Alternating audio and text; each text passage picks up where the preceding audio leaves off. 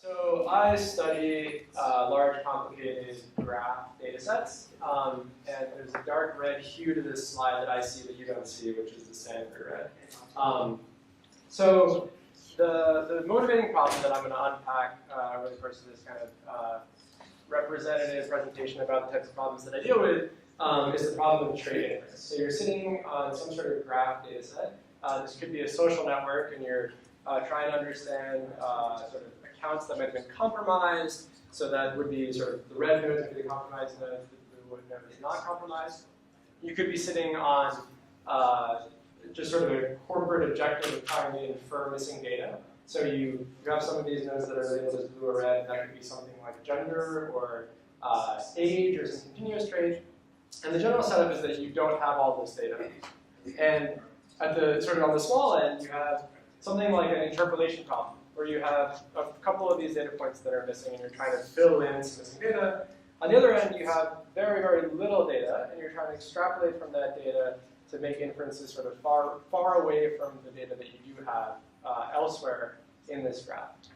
So it turns out that studying traits associated with gender data is an understudied problem in academia. So there's a lamppost on this slide to indicate the classic kind of lamppost metaphor of you've lost your keys. Where are your keys? Well, you're searching under the lamppost. Why are you searching there? Well, that's not where you left your keys, but it's the only place you have a chance of finding it. The thing that academics do when they study data problems is they study problems they have data for. And there's not a lot of data for the problem of sort of studying the interaction between graph data, which we have quite a bit of in academia, and these sort of richer data sets where we also have annotated traits. So just some examples for those who are interested in this problem area and don't know about these types of data sets that academics have access to. Facebook actually has a data set that released in 2005. This is like the very, very earliest Facebook, called the Facebook 100. The KDD Cup, which is a conference that KDD is a conference that organizes data competitions. They have this large crawl of 10-cent Weibo that they released. There's some other small school data sets. Yahoo released a part of their sandbox project with a bunch of data at one point. The ad health data set is more limited to academics and studies adolescent health, etc. This is clearly giving you a picture of the fact that the main data set that's available to academics is actually gender. It's sort of the one little bit that we have on graph data. So it's what I'm going to talk about as one of the kind of the problem instance that I'm going to study in this talk, which is sort of can we predict gender on graphs? There's other data sets out there, sort of political blogs, are trying to predict sort of conservative or liberal, that's the other one, political opinions, and then sort of there's also these data sets that come out of the national security community, which are public, which is the problem sort of identifying terrorist cells in communication networks. Okay, so the problem I'm going to look at for the next few slides is this problem of trying to predict the gender of students at Amherst. So Amherst College was one of the colleges released in this early Facebook data release. It's a good working example because it's balanced in its classes. So you have 1,000 men and 1,000 women. And so sort of you're not dealing with class imbalance problems when you're trying to interpret your results. And here is where things start to get interesting. So it turns out that gender is not one of these things that people associate on the basis of. So in sociology, we have the concept of homophily, which is the idea that birds of a feather flock together, the idea that you spend time with people who are similar to you. It turns out, in online friendship networks, this is empirically not true, or it's empirically just barely true, that there is gender homophily in online social networks. And this is where we start thinking about assumptions that underlie methods for analyzing data. Because almost all of the methods for analyzing, doing trait inference on networks is based on an assumption of homophily. A lot of the loss functions that we define when we're trying to do inference on networks assume the nodes that are connected are somehow similar. That turns out to not be true here, so we're going to consider a very, very broad family of methods for this problem. So the first kitchen sink approach I'm going to throw out this problem is looking at all the possible ways that I could create features from a graph. So this is kind of a classic application of graph mining. And so what I'm going to do here is I'm going to look at this graph and say, okay, the blue nodes and the red nodes, how are they different? Well, the red nodes, do they maybe have a higher degree? Is that what's going on in the sense that they have more connections? Or maybe they form more triangles, or maybe they have less degree, or maybe they're further from the center. There's something going on. And based on those properties, those are properties that I can compute for the red nodes, for the blue nodes, and for the missing nodes. I can try and see if the missing nodes are more similar to the red nodes or the blue nodes. Very simple classification problem once we've considered our feature space. So here's we get to have some fun because we get to go read old sociology papers. So Jacob Moreno was a scholar of social networks in the 1930s. He invented the word sociogram. And he writes in this wonderfully ridiculous language in the 1930s, the female shows a greater tendency towards socialization than the male. Okay, so we're going to borrow from Moreno and put degree in our model and say, okay, we don't know if that's true, but we're going to add it as a feature to a large-scale machine learning model. Then someone else said it's actually the opposite. Okay, so we don't really know what's true at scale, and it's going to depend on the context. So we're going to really just agnostically put it in as a feature in our model. Then we have things like girls are found to have a greater frequency of exclusive triads than boys, while boys are found to have a higher percentage of non-exclusive triads than girls. We have all this the structural sociology of gender literature. It basically has all these opinions about whether or not male or female nodes have more triangles and these various types of structures that you can encode in some sort of feature. We're not going to really have an opinion about whether this is a true statement. We're just going to use it as a source for kind of feature engineering. Then there's centrality being how central you are on the node. Women equally hold central positions in interaction networks just like men. Okay, so this is predicting this is an uninformative feature, but let's throw it in our model. So here is Amherst. These are the histograms for the male and female nodes. The x-axis is degree and the y-axis is count. And they're basically exactly overlapping in this case. So there's not a difference, empirical statement in this college network between the number of friends men and women have. So yes, well, the thing is, there actually is a slight difference in the means. And if you set up kind of a test, a distributional test of whether these two means are different, you can actually put 3 stars in your regression. And for some people, that's sort of like victory. But the difference between, and that's actually what a lot of the sociology literature is based on, these findings that there is statistical significance between the means of populations. That doesn't mean that there's predictive power in the signal. As we see here, these two distributions are not really going to help us be able to predict something. So actually, this is our first sign that this is going to be a hard problem, even though the literature has a bunch of features for us. We go over to something like clustering coefficient, which is this triangle-based idea, and we see almost perfect overlap. We jump to something like a closeness measure, which is a centrality measure, and again, we see almost perfect overlap. Maybe there's a little bit of a red shoulder on the right-hand side, suggesting that there's some predictability based on this feature. Okay, so we were going to be agnostic here. What we were going to do is we're going to take all these features and we're going to put them in a straight-up machine learning model, and we're going to use the most advanced, deepest model we have in the world, logistic regression, and we're going to apply that to this kitchen sink of graph features. And so here we have this plot where the x-axis is the percent of the data that's labeled, and the y-axis is the AUC, the area under the curve, classic measure of accuracy. And the far left side of this x-axis is going to be that extrapolation problem. You just have like 5% of the data labeled. Far left, the other side is going to be you have 95% of the data labeled. So how do maybe all these features add up to something so that we can predict gender? No. Okay, so this is where we get, if we've done a whole bunch of graph mining, we've read all the literature on that's giving us sort of domain-informed features, and we're using the fanciest things in what's called label-independent graph mining. This is a hard problem based on graph structure. It turns out men and women are not, at least in these online social network contexts, not structurally different. Okay, but I know more advanced mathematical tools, so I'm going to use concepts of diffusion on these graphs. So what do I mean by that? So it turns out that there's a sociological origin, sort of derivation of graph diffusion-based methods for inference on graphs. So birds of a feather flock together was this classic phrase from this Lazarfeld and Burton paper. There's actually a funny exchange where somebody was like, oh yeah, birds of a feather flock together, I've heard that, that's obvious. And somebody was, Burton responded, oh, but what about opposites attract? Oh yeah, that's also obvious. And this is the problem with a lot of social science research, is that a lot of findings feel very obvious, but actually both X and not X are obvious. So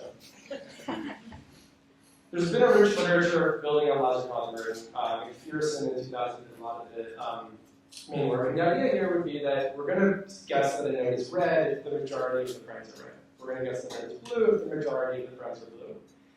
And the methods around this are sometimes called majority vote or sometimes called label propagation. And we're trying to guess the missing labels based on sort of what we know elsewhere in the network, or we're going to push that out on the network. Majority vote is just among your neighbors. Label propagation is sort of more of a spreading process.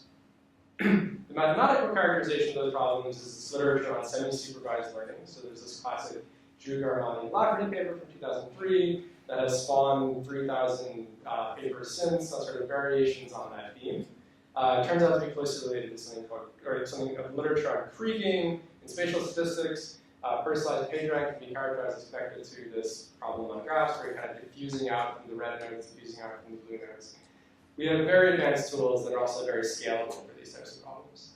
Okay, so we're starting with this homophily assumption, and we're trying to see if we can get somewhere on our prediction task. So the candidates here are these advanced methods like the ZGL method and the personalized page rank method, and then also in the remix we're going to just do a simple one-step majority vote. So sort of how well can we guess from the neighbors. And it turns out that we're getting off the ground. So we're getting a little bit of AUC now, it's the same axes. But the fancy method is ZGL and PPR, which are solving, how these interpretation in terms of harmonic functions on the graph, and all sorts of PDE interpretations, if that's your intuition, are not doing that much better than just simple voting. And that's actually quite intuitive in the case of sort of most of the data labeled. If 80% of the data is labeled, it means that everybody has 80% of their friends labeled, so you don't need to pull information from far away. But it's also kind of interesting that you're not doing better than majority vote right down at that sort of very sparse regime. You're not outperforming, even though you only have 1 or 2 or 3 neighbors, you're not outperforming that when you do these fancy graph divisions. So let's throw out the math for a second. It'll come back, I promise. Let's put aside the math, sorry, and just look at this simple majority vote algorithm where we're just voting based on our friends.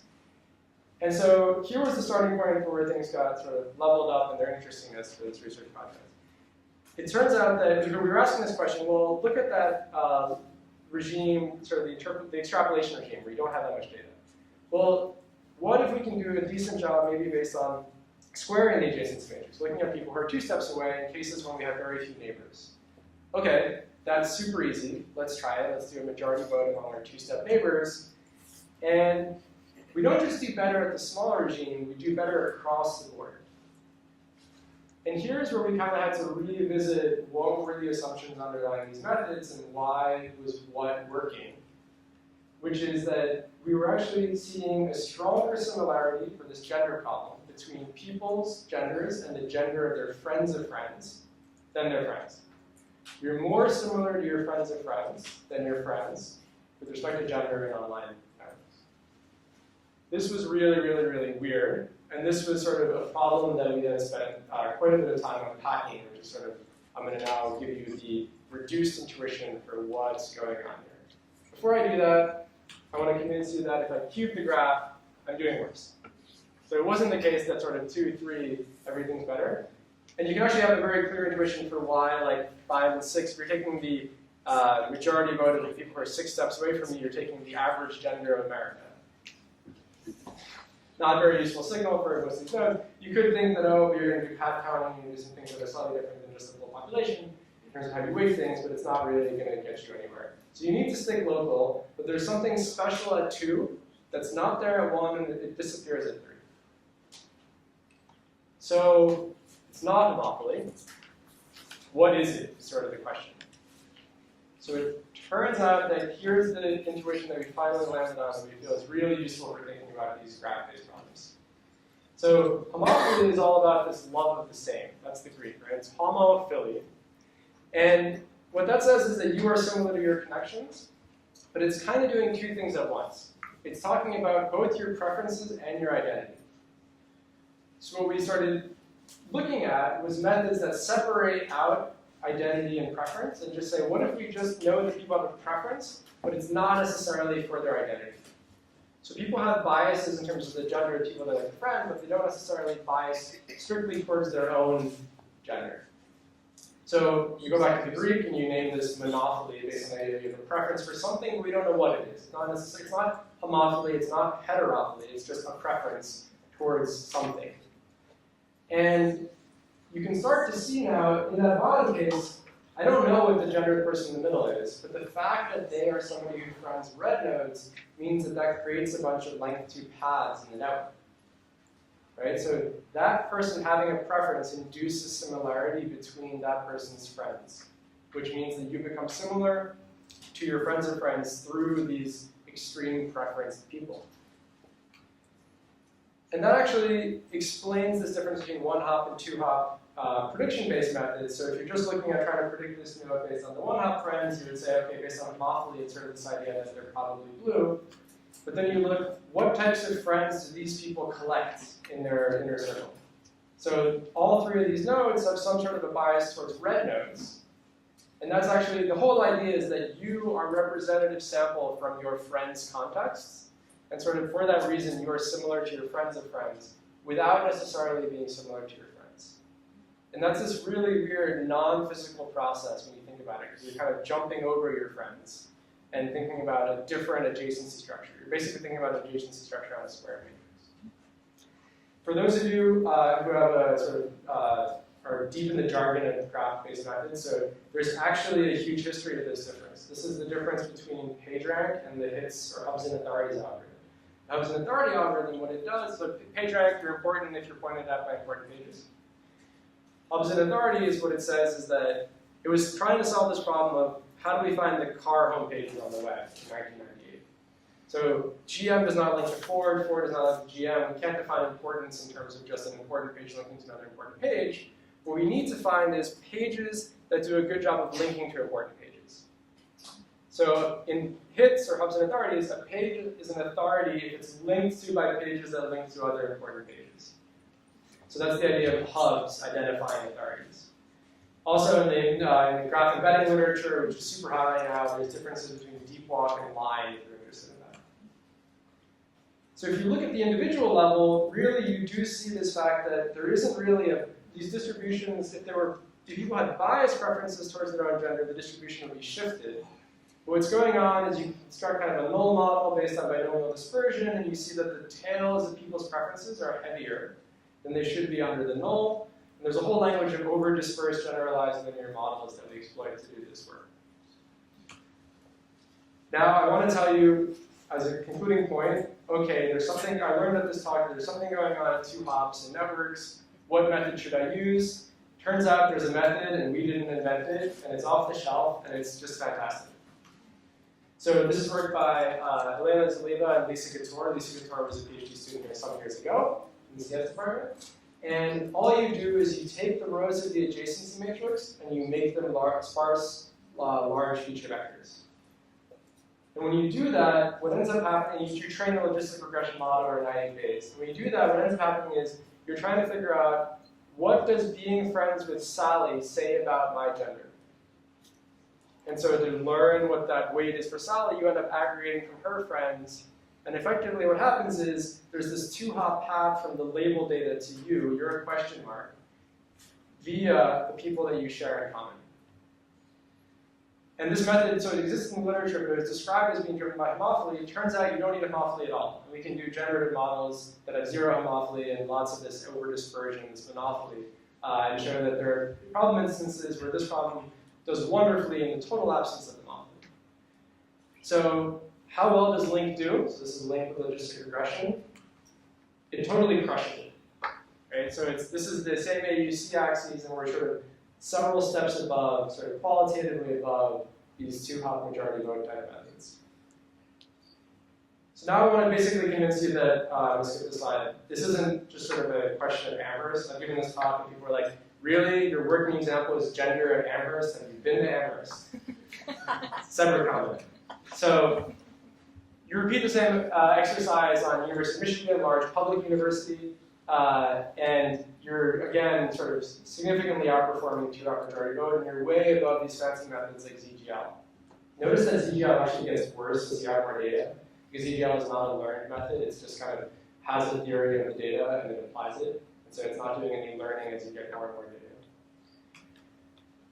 You can try and predict these political blogs. Turns out that's not very interesting because political blogs are super polarized. So homophily is very true in our political ecosystem. Conservative blogs link to conservative blogs, etc. All methods work. Not an interesting problem.